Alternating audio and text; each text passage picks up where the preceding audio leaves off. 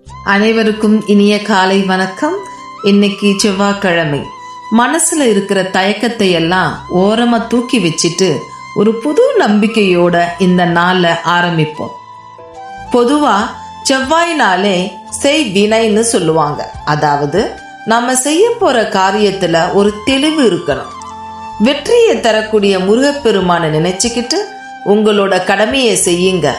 தடைகள் வந்தாலும் அது தவிடு பொடியாகும். இந்த நாள் உங்களுக்கு லாபகரமான நாளாகவும் நிம்மதியான நாளாகவும் அமைய என் வாழ்த்துக்கள்.